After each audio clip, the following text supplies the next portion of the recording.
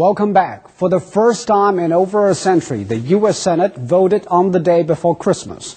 And the reason is the 10-year, $871 billion bill, the most sweeping change of the nation's health care laws since Medicare was created in 1965. Since President Barack Obama took office, he has made health care reform his top domestic priority. And this week, the Senate is delivering a big Christmas present to the President as well as the American people by giving green light to the bill. You're thinking about 8 by 10, that kind of thing. 58-year-old Carrie Caldwell never imagined struggling like this. I'm working all the time, not making a whole lot of money, and don't have any health insurance. She paid into an employer-sponsored health care plan. But the economic downturn suddenly left Caldwell without a job and without health insurance. At first, she tried to pay for the health care herself, but without her employer picking up half of the cost, she found insurance out of reach. That's a lot to me. $343 a month when you don't have steady income, it's like saying $3,000 a month. I just plain didn't have that kind of money. So Caldwell, who suffers from diabetes, high blood pressure, and high cholesterol, is doing without 3 of the 4 medications she needs. I don't know how to pronounce this one. And Caldwell is far from alone. She is one of 30 million uninsured that President Obama said he wants to help with his ambitious plan to reform health care. And this Christmas, they are one step closer to it. The yeas are 60, the nays are 39. H.R. 3590 as amended, the Patient Protection and Affordable Care Act is passed.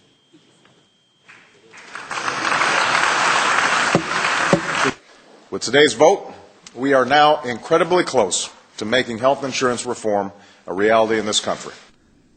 The 2,000-page bill has been called the Prescription for America.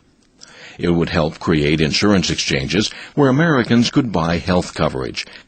It would also require most individuals to have coverage on penalty of a fine.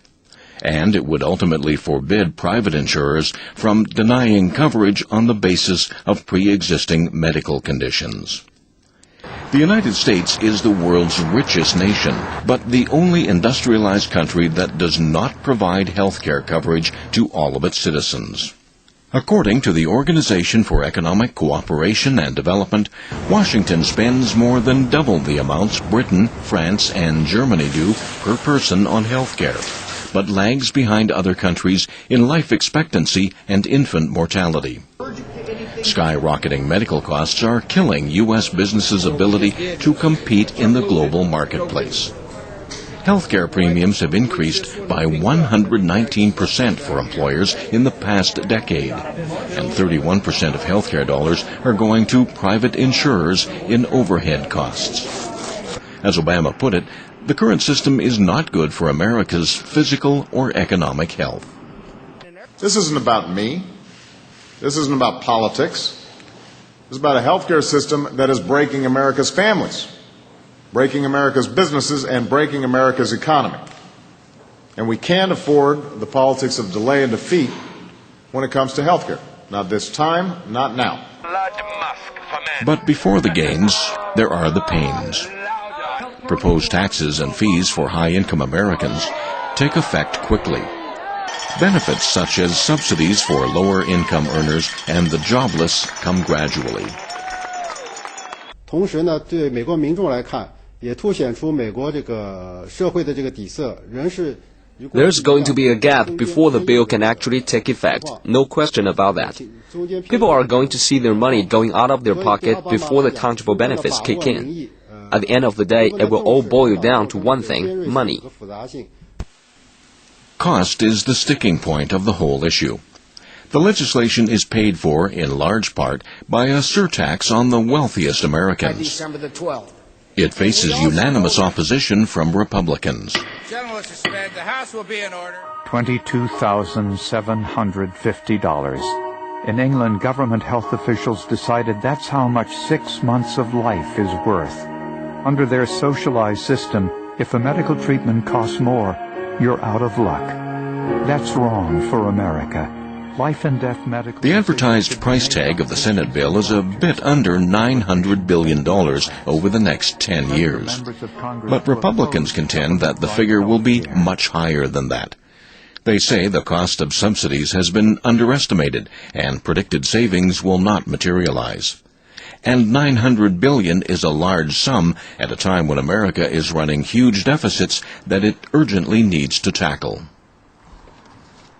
从这次医疗改革法案的这个通过的历程来看， Healthcare is important, but it is by no means urgent. I personally think Obama could have had a different priority to deal with, such as unemployment or deficit. The timing is not right, and public opinion on healthcare seems divided. This could cost President Obama a big fortune in the coming legislative elections next year. But the president says it's just what the doctor ordered.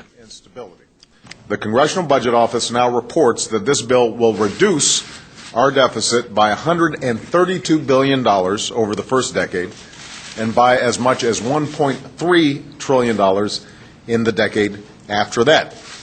So I just want to be clear, for all those who are continually carping about how this is somehow a big spending government bill, this cuts our deficit by $132 billion the first 10 years and by over $1 trillion in the second.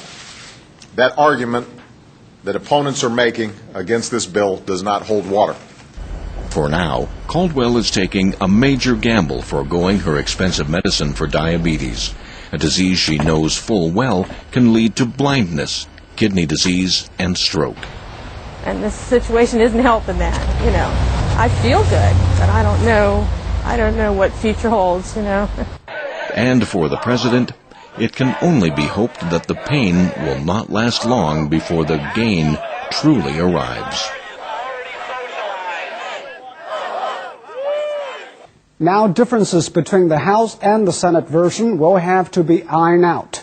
These include the question of the government-run insurance option and the coverage of abortion. Some Democrats have warned against such changes, and how that will turn out will be the next big test for the bill, as well as the president. Coming up next, a look at your wallet, or what is left in it. Now you're watching World Insight.